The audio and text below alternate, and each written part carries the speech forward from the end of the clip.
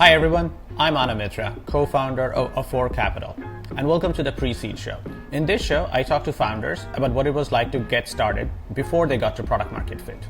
Today, my guest is Grant Lee. I'm super excited to talk to him because he built Gamma AI with his co-founders. Now, Gamma allows anyone, students, business people, even startup founders, to create slide decks with just a few lines of text using AI in the background. And output will be a visually stunning, well-researched, amazing slide deck that is leagues better than whatever the incumbents have been building over the last 20, 30 years. Gamma is extremely successful today. It has over 15 million users, one of the poster childs of application of AI. Grant has a lot of advice. You can find a lot of it on Twitter, but today we'll get to chat with him. He doesn't spend too much time with too many folks, but we're super psyched that he's going to be on the Pre-Seed Show. So let's get to it. So Grant, welcome to the show. Super psyched to see you. We couldn't be more thrilled to be partnering with you. But everyone at A4 is really excited about Gamma, and I know a lot of other people are too. So for our audience that may not be as familiar with Gamma, if you could just sort of explain what Gamma is to them in your words, that'll be a great way to start. Yeah, so Gamma is really, trying to build a modern alternative to PowerPoint. PowerPoint has been sort of everyone's go-to for the past almost 40 years now when it comes to presenting your ideas. And we really felt like there's an opportunity to reimagine that medium from the ground up, introduce new primitives, new building blocks, and really dramatically change the way people create content, make it much simpler, much faster, and hopefully a little bit fun along the way. That's right. And you've been, you and your co-founders, and you specifically, have built a lot of slides in your past, even before you started Gamma. And you were like an investment banker, I believe, right? Before all of this began. And you lived and breathed on slides. Totally. Yeah. Early in my career, I started off in consulting, investment banking, living and breathing slides. And even later in my career, working in finance and operations, slides are a way to communicate updates, really to, people call it kind of the language of business, because oftentimes slides are used internally to update teams to really inform big decisions and are obviously a critical part of people's communication stack. That's right. One of the most common things we hear from founders when they're presenting slides, when we ask them a question and they have an answer, the first answer is, I have a slide for that. I built a slide. It's they've already thought about it, they put it into a slide, and now they want to talk about it. But today, Gamma is not just limited to slides, right? It can be much more than that. Yeah, we've really tried to just expand. Part of the thesis is that slides traditionally are just so hard to create. You're wasting all this time formatting, aligning boxes, even designing, where the vast majority of us are not visual designers. So all that friction really limits its use cases. It's also kind of limited in its sort of format, being that, it was intended to be shared more as like a visual aid for a speaker. And so the shareability, the async consumption of slides traditionally hasn't been super high. And so because we had been sort of reimagining how people could share this, content, we really wanted to make sure that it was going to be shareable both in a live presentation, sharing whether you're in the same room, presenting on the same screen, or even screen sharing, as well as asynchronous. So if I could send you, a deck or Gamma, and you're able to open it on your phone or your own device, you should be able to interact with it, even if I'm not there to walk you through it. So the expanded sort of use cases when the building blocks are slightly different and the creation processes, reduced dramatically, we believe that over time people can create all sorts of, content within Gamma and then share it in many different ways. That's right. And if you think about the evolution of slide deck, started with PowerPoint, a desktop application, you could drop in text, you had clip art, you could drop in charts from Excel. That was all great, but collaborating on that was really hard because you would have to send back and forth slide decks over email. Then came Google Slides, where a lot of this interactivity happened online in a collaborative way. So if one person is making the change, other person can edit and review the change simultaneously. Right. What did you feel was missing from there to what you are able to do now with Gamma that was not possible before? Yeah, to be honest, we probably actually over-engineered the sort of collaborative features in Gamma, because although that is important, I'd say, when you're just starting to build a horizontal platform and trying to replace obviously a tool like PowerPoint that has every single bell and whistle that you can imagine. It also has a ton of functionality. It is truly a power tool. There's so much foundational work just to get to earn the right for people to actually create content in Gamma. And so collaboration is important, but you almost need to win over single player mode before you even earn the right to have multiple, collaborators in the same space. Part of when we started Gamma, we were frankly just in a different environment. I think this was at the time when we're peak pandemic. Future of work was everything everyone was talking about, and it was very tempting to say collaboration is going to be key from the very beginning. And I think we're glad we built a lot of that functionality, but could we have sequenced it slightly differently? Probably. And if we were to, we probably would have focused even more on the sort of single player, like what could really kind of delight the individual user before getting too ahead of ourselves in terms of collaboration, commenting, all the sort of live editing that is great, once you have users, but maybe not necessary in the very beginning. That's right. And I want to come back to that. Today, Gamma is hugely successful, over 15 million users. It's sort of almost like a poster child of an application of AI that is applicable to everybody. A lot of people use it. But let's dial the clock back to the starting journey. Tell me a little bit about your co-founders, how you met them. You were all at Optimizely, right? Before you started. Go back to that early story before you even knew you wanted to. I don't know. Before you knew you wanted to start a slides company. Yeah, totally. So my co-founders met. We all met at Optimizely, another SaaS platform based in the Bay Area in San Francisco. Working on experimentation, sort of democratizing experimentation broadly. And we worked together for actually 5+ years on various projects. And the foundation of kind of Gamma was always based on like this relationship of deep trust and really enjoy working together. Like the funny side story is James, one of my co-founders, and we actually started a side business while at Optimizely. It was selling sunglasses. We had my past life was actually in mechanical engineering, so I had designed these sunglasses. We had them handmade in Japan. We spun up a Shopify store, and it was a chance for us just to kind of see what it'd be like to work on something that wasn't going to be sort of our life's work by any means, but was a chance to actually build something that could resemble a business. We were able to generate a good amount of sales, and even going through the process of like, how do you market this product? How do you get a store up? How do you service your customers? Is an awesome experience. And many years later, when I was thinking about what to do next, and Gamma was kind of at the forefront of one of the ideas I really wanted to pursue. Like James was the first person I called up and was like, hey, there might be something here. Would you want to explore this with me? And we ended up spending several sort of months, nights, and weekends. He was still at Optimizely at the time. We were just, prototyping, tinkering with things, kind of coming up with really rudimentary proof of concept of what it could be. We eventually had John kind of pulled into the process, and the three of us were then doing nights and weekends long before we even thought this could be sort of a viable business. It was building conviction for ourselves. Is it a product? Is it a category that, one, we want to spend many years working on? And do we actually see something here? Like, is it going to be an opportunity to really dramatically rethink this category? And do we have conviction we're the right team to do it? And so a lot of it was spending a ton of time together, iterating a ton, and then we ended up having a fun ride along the way. Oh, that's incredible. I didn't know you guys had a sunglass company from shades to slides. That's a good slogan. Yeah, we should use that. quite a journey. Side note: is that company still running? How did that go? How did the sunglass business go? Yeah, the sad part of it is we actually had to wind it down. So I ended up moving to London for years, and we were fulfilling the sunglasses, the shipments from my garage.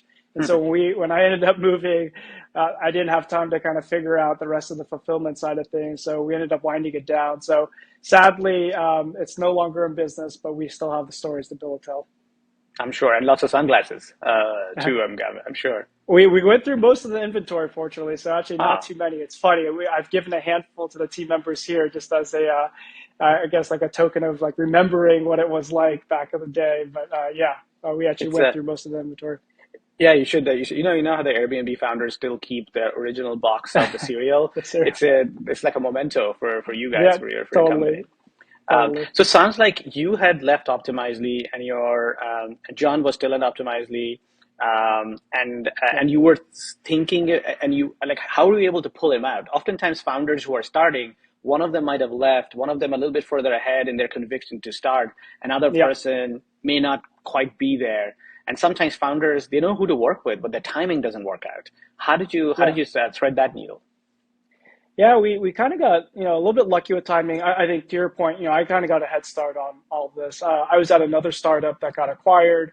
I had moved into more consulting and advisory work. And this is actually when I went back into spending a lot of time in slide decks and had this sort of realization that, hey, I'm wasting all this time trying to create this content. I must not be the only one in the sort of broader consulting landscape. And so that was the first sort of, for me, building conviction. And then sharing those ideas with John and James. I think for John, as a PM, also living in slide decks, and so like when I started just sharing some of my thoughts around the category, I think a lot of it resonated, and certainly it took some time to sort of simmer because then we were working on some of these proof of concepts. And then Optimizing ended up getting acquired, and so the timing ended up being great because it was a time for him, having spent many years at Optimizing, to think, is what's the next chapter? Is it time to move on? And because we had already been working on Gamma, at least the early versions of it, it was easy to say, hey, this feels like the right time, and we have the team in place, and let's just go for it. That's great. Okay, now, what was was there a gem of a feature idea you had, or a frustration of working on slides that you were thinking, oh, wouldn't it be cool if, like, that's why someone should improve on slides? Was it the collaboration, social side of things that was the key thing at the time, or something else?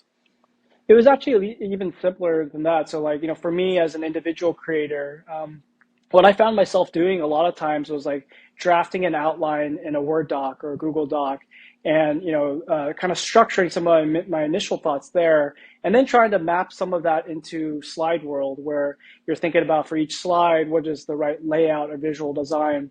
And because you're oftentimes trying to iterate, you're kind of going back and forth, and then it then doesn't really feel fluid anymore. It's beautiful to be able to pull up a doc, sort of riff, and let the sort of ideas flow a little bit.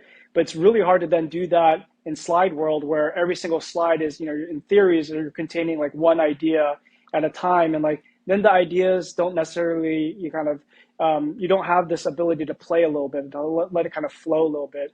And for me, that was just kind of a frustrating experience. And sort of the aha moment was like, why in slides are you forced to immediately be kind of a visual designer? You have this blank canvas, and you have to figure out how to, like, fill this canvas with some ideas, versus when you're writing, it doesn't feel like that. You're much more able to kind of structure things, and it's a little bit more fluid. So the initial idea was, could we somehow marry the two? What if creating slides felt more like writing? And what if you could kind of bounce between slides back and forth? And rather than it being totally constrained to fit into the dimensions of a slide, what if it could be a little bit more fluid? And so that was the kind of the initial idea, is like, could we actually have a building block itself that felt a little bit more fluid, that was maybe writing first approach versus design first approach? Right. And that's why the I guess with today, fast forward, the interaction, the chat interaction is kind of continuity of your initial thoughts. It's Totally. baked into the product. Totally, yeah. We've taken a lot of the initial kind of inspiration of how we were thinking about Gamma, and just continue to have iterated on it. I think when you look at, instead of slides in Gamma, you have this notion of cards. Cards are fluid; they could be any height, and they're flexible. And you can start, doing things like nesting cards within other cards, where maybe you have a higher overarching point you want to make, but nesting some ideas within that allows you to kind of have a much more sort of fluid playing ground to be able to structure that thought. And so a lot of that has been, yeah, stuff that we've iterated on a ton over time. And then now, even with an interface of AI, continuing the thread of, like, if we are writing first approach, you can very much easily like turn, prompts, or like basically a topic into a card in Gamma, or you can ask chat to help you extend an idea or extend a thought. Right, right. So going back to the original sort of idea, the building blocks that you're thinking about, Yeah. how did you all think about sort of prototyping it, or and then getting feedback, and then improving it, and then or continuing with the same prototype, or abandoning and moving to the next one? What was Totally. that sort of iteration process for you? Yeah, I give, I mean, a lot of credit to, our early sort of design team. And I think I've seen this sort of trend play out a little bit more often recently, which is, if you can hire designers that can also code, you kind of have a cheat code there because the sort of iteration cycle to get something that feels tangible enough to really play with and not just a mock-up, it's incredibly powerful. And so our first designer, Zach, he also came from Optimize, and he, in my opinion, is very much a unicorn designer where he can code, he's super visual, he's got he can really tell the story around like how can these building blocks potentially be used, and actually let's try a few different variations, and let's actually just dog food a ton. Let's try them for a week, go back and say, hey, something in this direction feels more right. Let's take that direction and then again riff on it a bunch. And that's just a powerful unlock when you can do that. We can compress the sort of feedback cycle, like reduce the latency in the system to be within days, hours of like testing something. It's been incredibly magical. I think we've been sort of lucky to sort of have that sort of be a compounding effect over time because every week we can go back and kind of iterate and riff on things. Right. And when the designer came on board, was that after you'd already raised some capital so you could spend some money on designers, or was it even before that? So he was our we had basically a handful of first hires. One was a front end engineer, and then he was the next hires right after we raised money. It was interesting timing. We were lucky in that when Optimizing the acquisition was going through, we had sort of simultaneously just started to kick off the fundraising process, Right. which is when obviously you all joined the journey. And right after that is when we picked up our first hires. So Right. we were lucky in timing that we were able to really compress that almost immediately after fundraising. We brought on our first Right. hire. But before the fundraise, that initial fundraise, were you always thinking about working on improving some element of slides, or were there some radically different ideas before that phase? Yeah, there were definitely some different ideas. I think we were very interested in the notion of communication. So how do people communicate ideas, or frankly, just communicate in general? Because we felt like, again, in this era, when everyone was thinking about future of work, we did think like there was a compelling opportunity to potentially reimagine broadly how people communicate, and also communication as just a sort of category of problem. In our opinion, one of the biggest things you could focus on. Super high leverage, right? If you can augment how people communicate, you can really dramatically change many different things that are downstream from that. So when we first started Gamma, we actually gave ourselves permission. So we started off with this idea of, okay, maybe slides could be an area, but we also thought, okay, beyond that, what's interesting at this point in time? What if we were just to give ourselves permission to kind of explore a little bit more broadly? And one of the ideas we had actually felt more like a sort of Zoom plus, I guess, Canvas-like environment where everybody could be pulled into the same, what we were calling it like the lobby, which is like everyone's in this lobby together. There's video, there's voice, but then there's also a ton of interactivity. That sort of idea actually leaned much more into live, like synchronous work. So if we're all working together and jamming together, could it be more productive, especially for teams that are actually in the same physical location? So we actually had these two sort of separate threads, separate ideas. One that was in this sort of, let's build an artifact, reimagine slides. The other was synchronous communication feels a little bit more like broken. Like there Right. seems to be an opportunity here. Could we actually augment that for teams that aren't in the same place? And let's run both of those simultaneously. Let's dog food both simultaneously, and let's also get some early versions of this out to early users and just get some initial feedback. Right, right. I remember in 2020 and 2021, future of work was on everyone's mind. The pandemic was center space. Everyone was working remotely, and folks Right. were missing the communication or being able to socialize, either the water cooler moments at work or the whiteboarding or just hanging out. And a lot of companies got funded at the time with the idea that work in the future will be dramatically different. People will not need to meet in person anymore as much, and but you still needed that intimacy, that those sort of moments of inspiration where their ideas and conversations are exchanged. None of those things actually panned out for the most part. It is Right. interesting that the practical aspect kind of became forefront, which is slides. People need to communicate their ideas. It's very concrete as opposed to a gathering spot for some other activity. Why do you think that was? Was it just because people just got back to the office and that's what ended up happening, or was it never meant to be? Yeah, I mean it's hard. I mean I think it could have gone so many different ways. And obviously in hindsight, it's maybe easier to speculate like why maybe at the end of the day, things would revert back to a similar shape and form that, that we were used to pre-pandemic. I think some of this is just maybe human nature, when it comes to connecting with people. And if you are spending a lot of time on work, human connection in person, face to face, there's really not much that can beat it.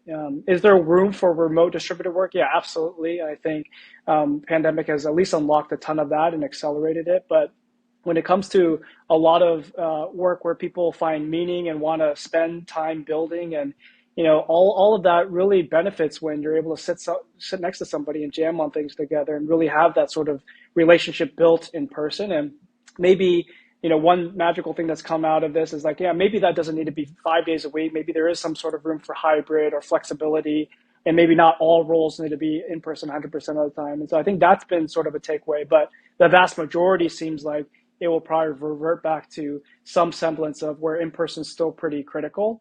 And I think a similar thing with slides or creation. I think that there's a part of this that is also human nature. I think people inherently love building things. We are all creators at heart, and the ability to, even as a kid, to play with Legos and assemble things.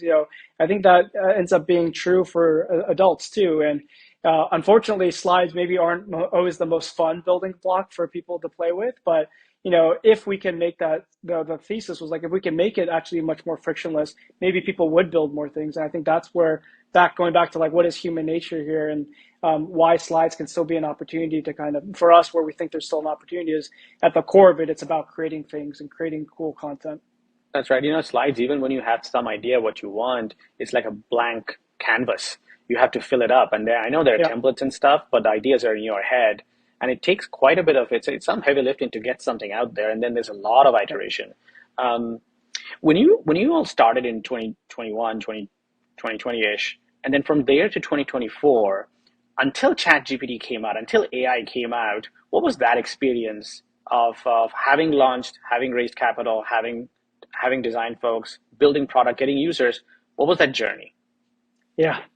So it's, for us, I think just setting the stage, when we first started, we knew that building a horizontal platform was going to take a lot of time.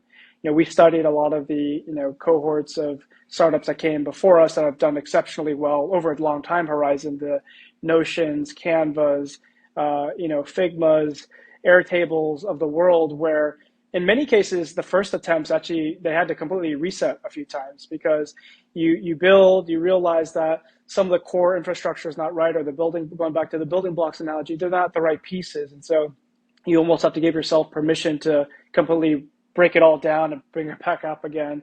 And that takes time. So we knew going into it was going to take time. And so we were sort of introducing our own primitives, building blocks. We kind of were trying to be somewhat methodical in terms of like, how could we build conviction every step of the way? We started off with a private beta, which was just putting up a wait list, getting some people with early enthusiasm for what could new slides be, testing it, iterating, and realizing after that we had some things that felt right, but a ton that wasn't right. So we went back to the drawing board, simplified the UX even more, came up with new building blocks. We then launched a public beta by just announcing it on Product Hunt. And that was our first time where we just saw a massive influx of new users and real users, people that weren't maybe our friends or within our network, that were willing to actually go in and give a new tool a try. And yeah, fortunately for us, it was actually pretty well received by the community. But what we noticed is that after a period of time, like new signups started dropping off. And we could tell that, although there was some enthusiasm for the direction we're going in, it wasn't ready for prime time per se. And certainly it wasn't at the point where it would be good enough for people to organically talk about. It wasn't something that, hey, I use Gamma, I'm going to tell my friends about. And, Sam Altman has the great, sort of litmus test of like, is this a product that, 80% of people are going to tell all their friends about, or, some good chunk of people are going to tell all their friends about. And we weren't that was for sure. Right. And so, we basically had conviction for some of the building blocks, but we knew that we had to make it dramatically easier for people to even care enough about playing with these building blocks, using them in their daily lives, in their work lives. And this was, coincidentally the time when ChatGPT, when AI itself was seeing just this massive kind of surge in interest and enthusiasm. And when we thought deeply about, okay, our kind of core thesis is like we want to use these building blocks as a way to dramatically simplify the creation process for users, why not actually then leverage AI as a way to pre-assemble some of these building blocks as a new user coming in, rather than having to learn what a building block is in Gamma? We just give you the building block. We allow you to turn an idea, a prompt, a topic into a pre-assembled set of building blocks in Gamma. And then from there, if you're intrigued by the experience, you'll go on and actually continue, playing with the block, learning about how Gamma works as a product, and then potentially telling your friends and colleagues about it. And that was kind of the gut feeling that maybe we could do something there. We had no idea if it was going to work out or not. I mean, candidly, we basically, beginning of 2023, we said, okay, we're going to give ourselves 3 months. We're going to completely reimagine the creation flow in Gamma. We're going to think from a new user dropping in to, the moment that they can understand what Gamma is about, really compress that timeline. And then essentially launch. We launched our AI capabilities end of March and just said, okay, let's see what happens when people actually go in and learn about this and try Gamma in a completely different way. Yeah, and then fireworks ensued. Right after that, I'll come back to it. It sounds like you mentioned a few times. It seems like you have a framework where you give yourself permission to try out few things, but you time box it. 2 weeks, 3 months, something like that. Is that a system that you follow, which is like it allows the company and other folks to like try out different things, but be disciplined about how long you'll give it a try and what success looks like? Yeah, 100%. I think time boxing, some form of time boxing, is massively critical, and it's actually probably, I'd say, the underlying thing you're really trying to do there is build momentum. Every phase of the game, of the startup game, is about building more momentum. And so the only way you can know if you're building momentum is giving yourself some sort of time frame to operate in, and then holding yourself accountable to whether or not you actually feel like within that time frame you've made the progress you want. And if not, that's totally fine. You then need to move on to the next set of things that says, okay, we need to try something different. This is not building momentum. What else could potentially? And so without that sort of time frame or timeline or time boxing, it's impossible to know, because you can trick yourself into saying, hey, we've been working on this for 9 months, 10 months, and it feels like we're making progress. People tell us we're doing a good job. But it ends up being something you can convince yourself to just to continue doing something where the actual momentum is very, very incremental. It's not going to be enough to get you to the next milestone. And so being honest with yourself, setting those timelines, the time boxing, is tremendously helpful. At least for us, we found it to be so useful. In your case, in Gamma's case, how do you think about momentum in terms of what does momentum mean? Is it some usage metric? Is it some launch? What is momentum internally? Yeah. There's for us a couple things. We can basically see, like, obviously for new users, just how much time are they even spending in the product, right? If it's a one and done, they come in for a few minutes and they're gone. Certainly you haven't piqued their interest in any meaningful way. So that's one thing.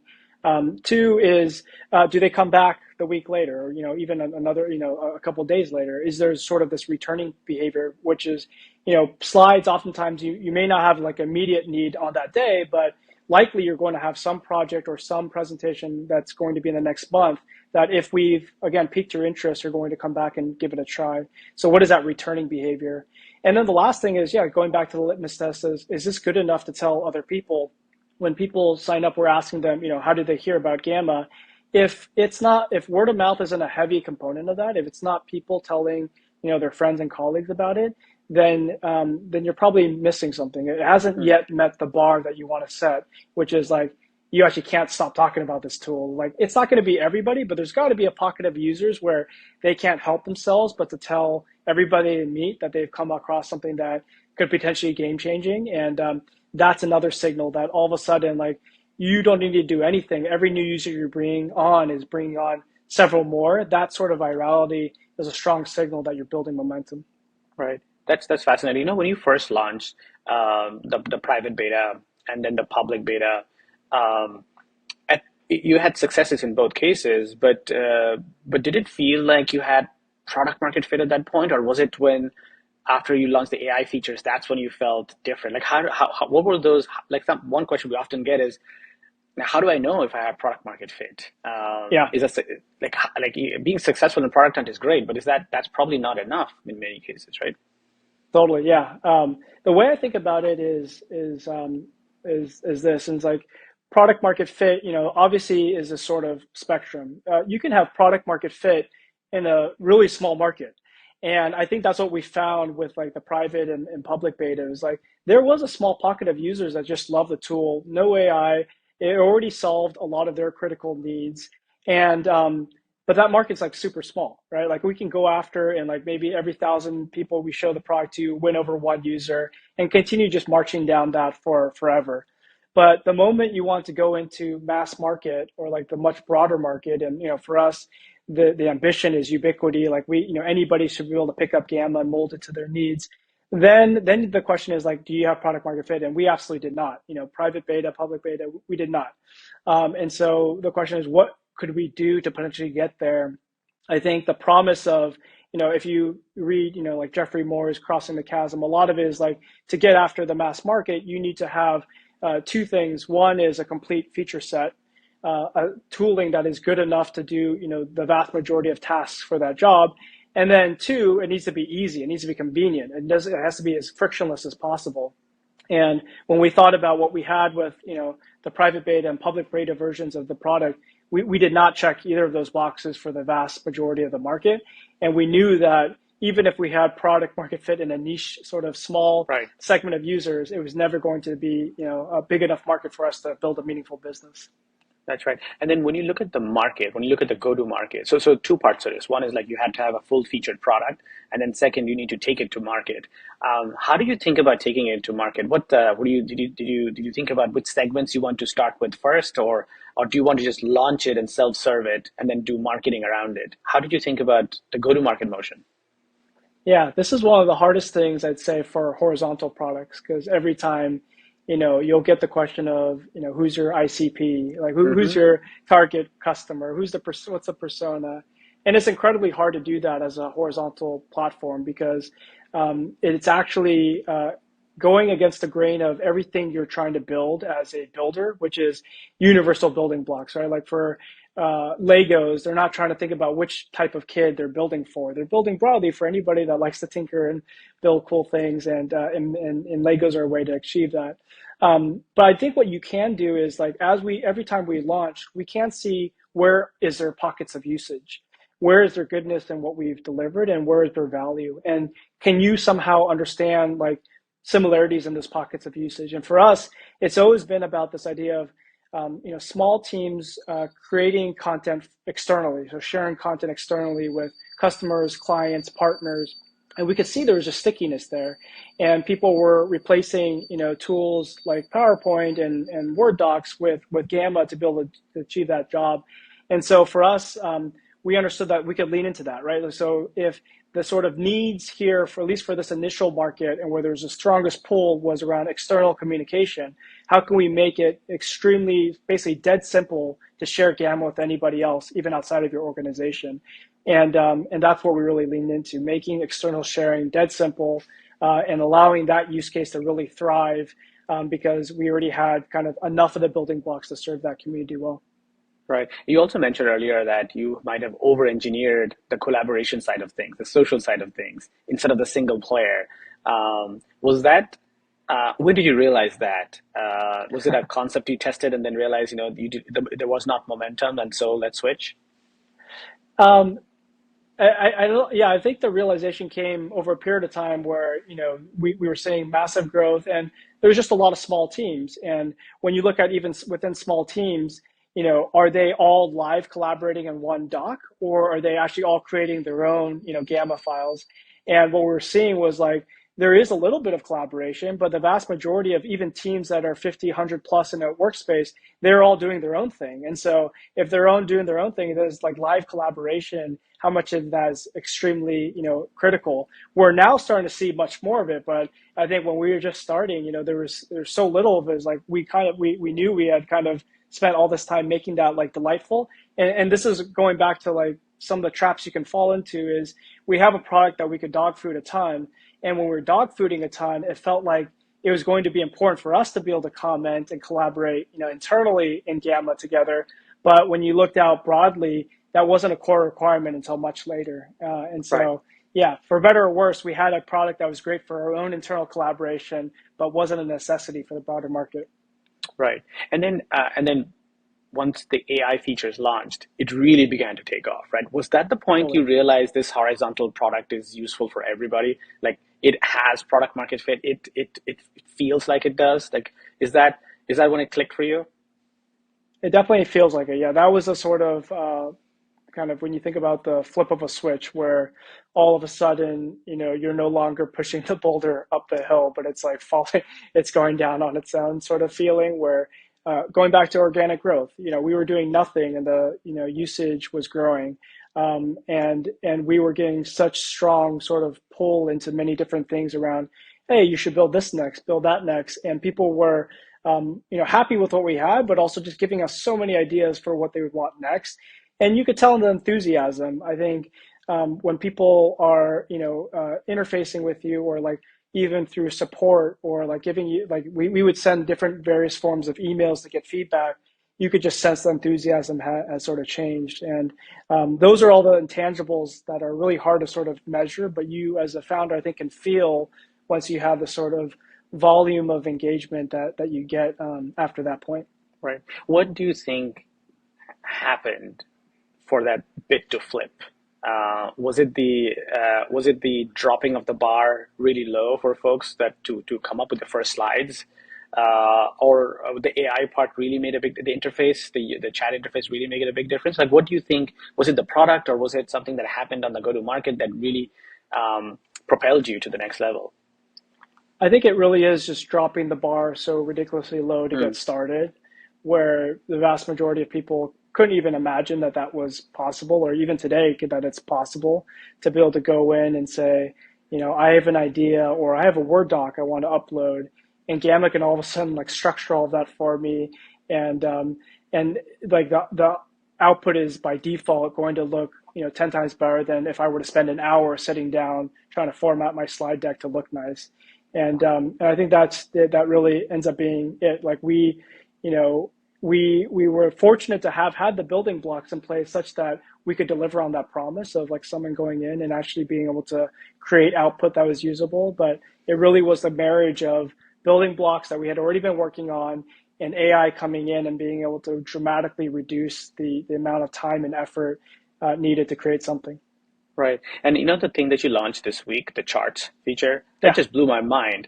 I don't know, I encourage everyone to check it out, where you can now, charts is a really hard part of slides because some people screenshot it and it looks terrible. And then when you change the data, the chart doesn't change and it doesn't sync with the story. But now you have a lot of flexibility where the chart shapes can change. You can match the context of the remainder Totally. of the slides. You can build the charts themselves. You can query the chart. You can text Gamma, or chat with Gamma to change the way the charts are represented. I remember, like in Microsoft Excel or PowerPoint, there's some it's just such a pain just to change the x-axis and the y-axis, and it took Totally. hours and hours just for one chart. Now that's all. That's, I guess that's what you're saying about dropping the bar, where it's so easy to get high quality output, and you spend a fraction of Totally. the time doing it. Yeah. Yeah, totally. Yeah, I think this is where when it comes to, comprehensive product or full featured, yeah, there's these things that we're just starting to introduce now that we're super excited about, charts, diagrams that I think are all just core to, visual communication, but all of us, many of us struggle, right? Like we struggle going into PowerPoint, linking it to Excel, Excel file, making the chart look nice, and then all of a sudden you need to change something, and like the entire Right. formatting gets out of whack, and that's frustrating. And so if we can reduce that frustration, I think we have a chance of winning over some new users here. And yeah, I think the experience really is around.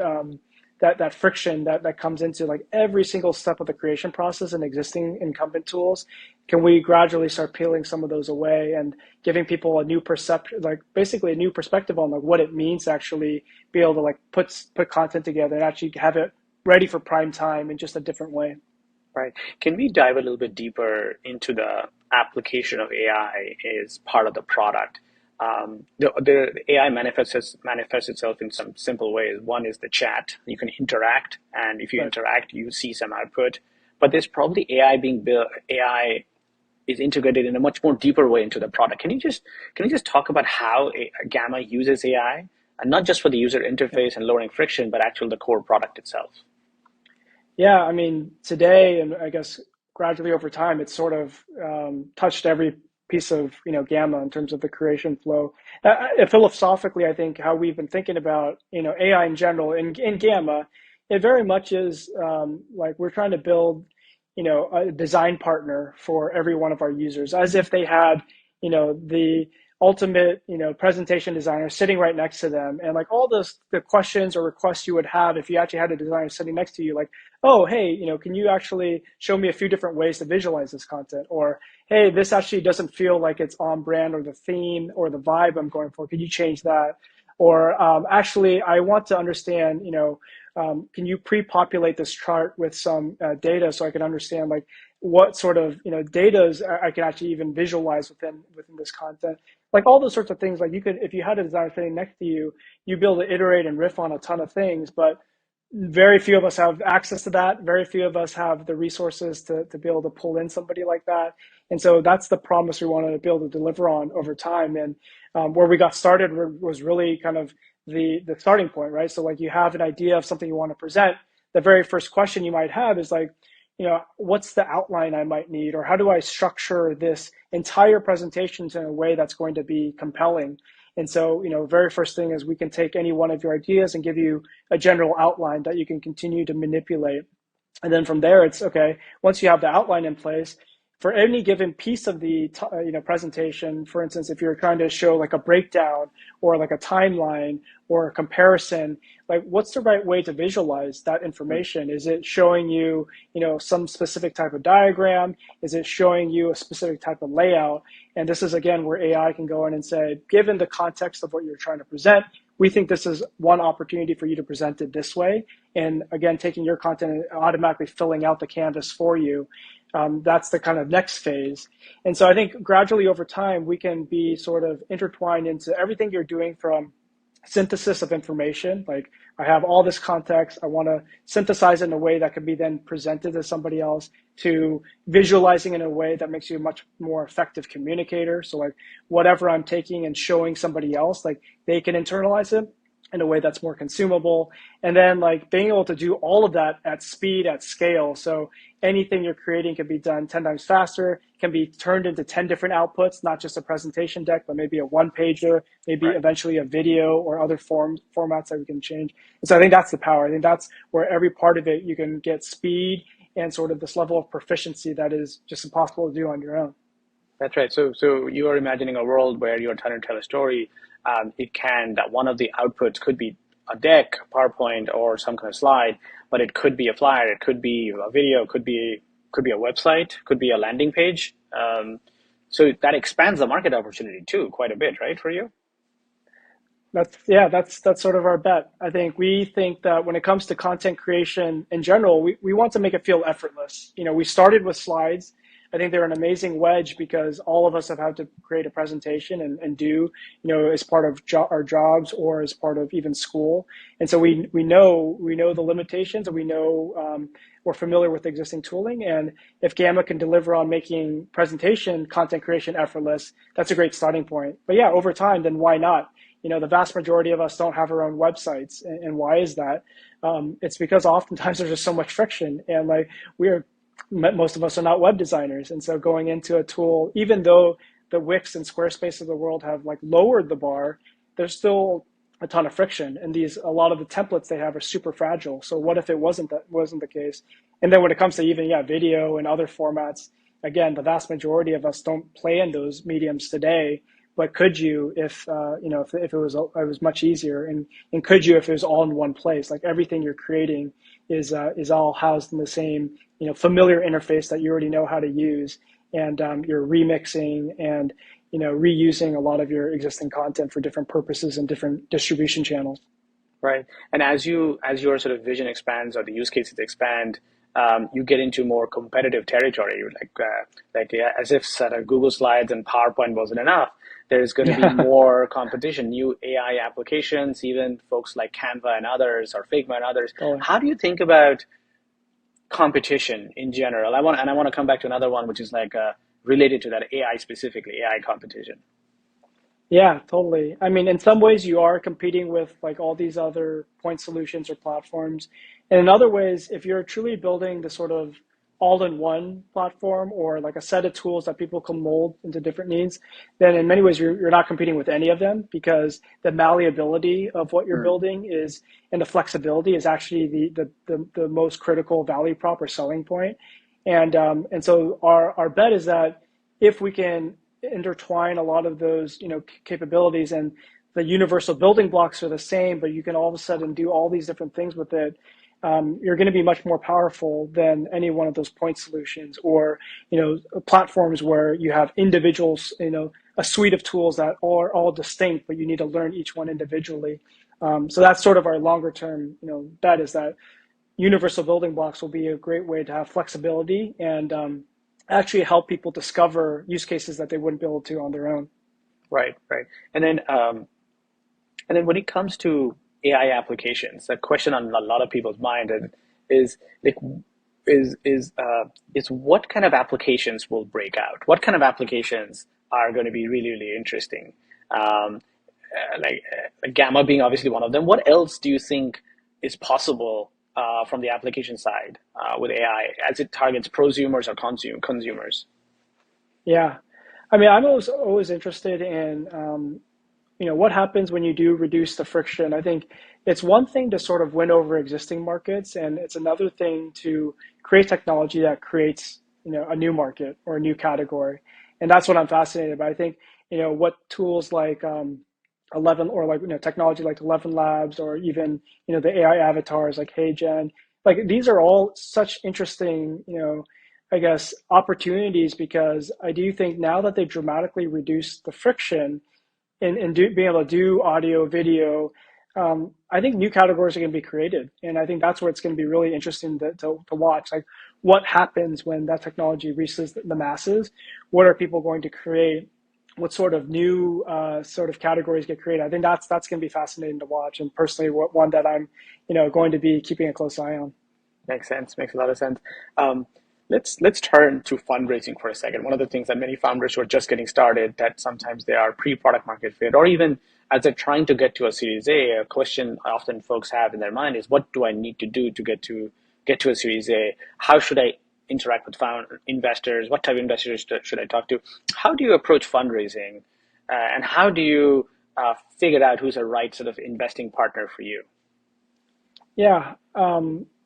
Part of it is, long before you are fundraising, my personal approach is you shouldn't treat fundraising like speed dating. You shouldn't be going in there meeting people for the first time and then just taking a term sheet and going with it.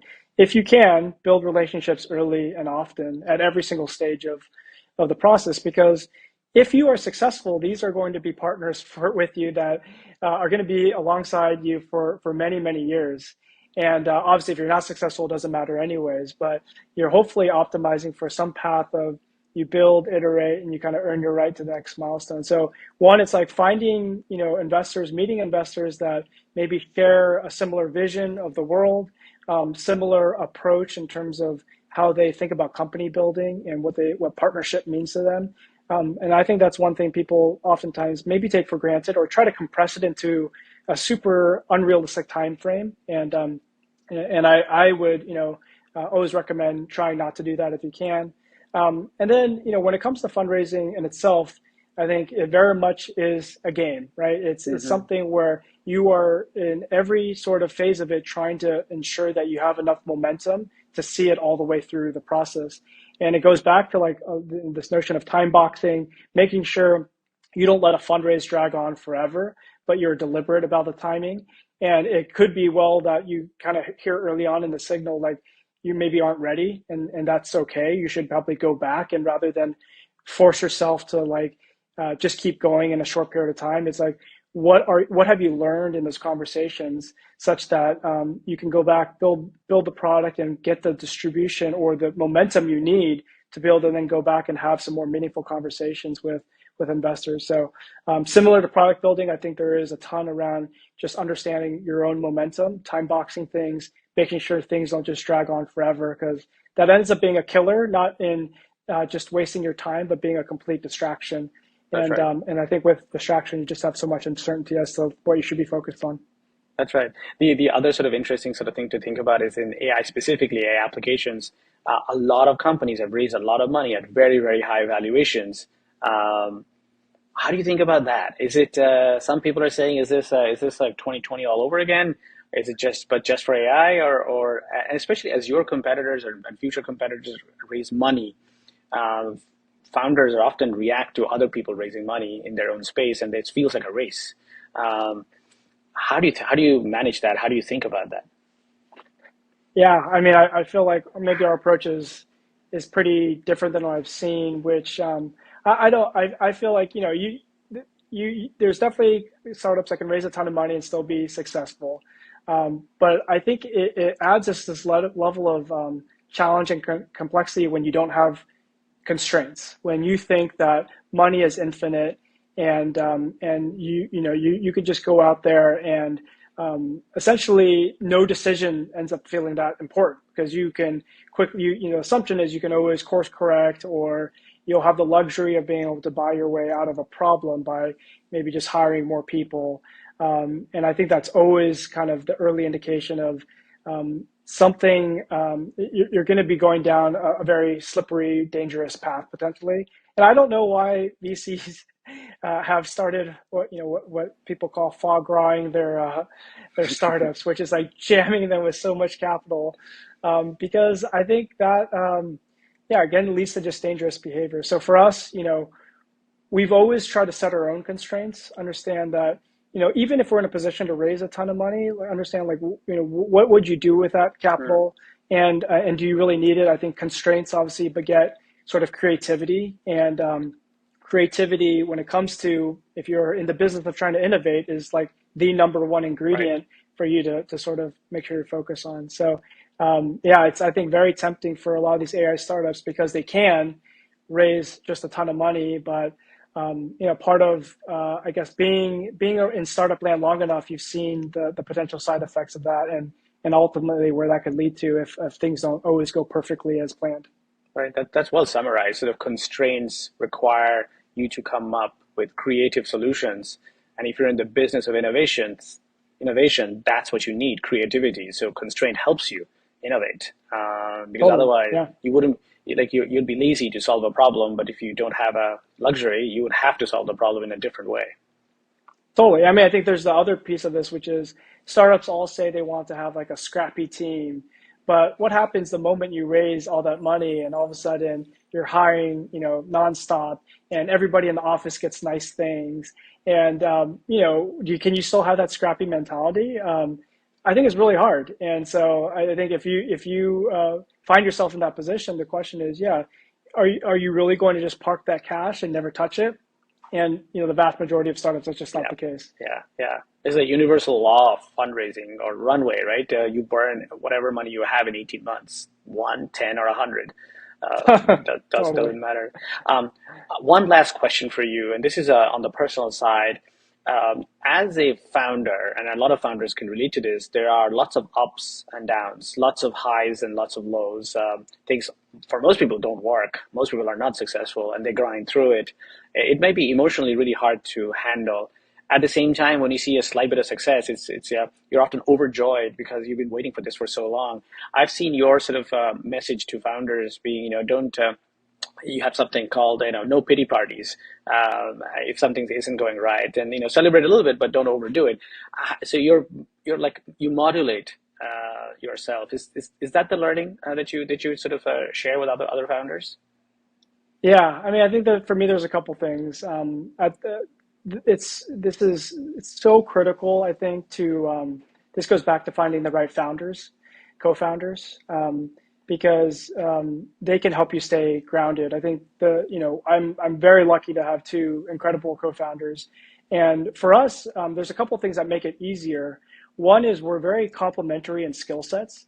So whenever there's like an issue or a problem, that arises, one of us could usually be point person on that, and it's like completely clear like who's going to take ownership, and we pull all of our trust in helping and support that person through whatever trickiness we're going through. And so that sort of stability just helps a ton, right? You're not constantly just like ripping your hair out because you're at the sort of foundational level. You have a team in place that is that is able to be one you can lean on each other. And I think the benefit of having that is, if you have that, the second aspect of having good co-founders, or what I would look for, is, do you actually enjoy spending time together? I mean, it just sounds so silly, but I've seen so many founder issues where like the founders don't even want to really work together anymore. Maybe they have very completely different views of what the world should look like.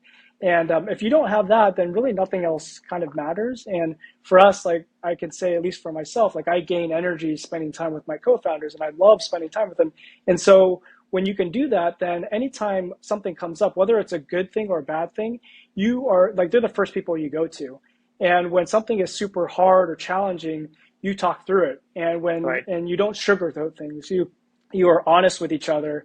And I think when you have the mentality of like you're in it together and you want to solve hard things together, that again changes things. So to stay grounded, I think, is more than just personally staying grounded. It's understanding that you are just one person, a part of a team, and ideally you have a killer team that you can lean on whenever things get tough.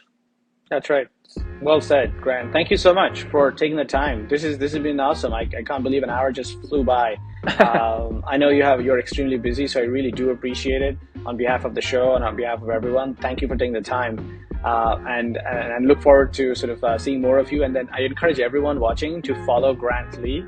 He has amazing advice, not just from his own experience, but I think you unpack a lot of interesting things from other founders and other entrepreneurs' experience, which I think is really, really valuable. We'll put your Twitter handle on the show as well. Thank you so much for taking the time. Yeah, thanks so much for having me. It was a lot of fun. Thanks.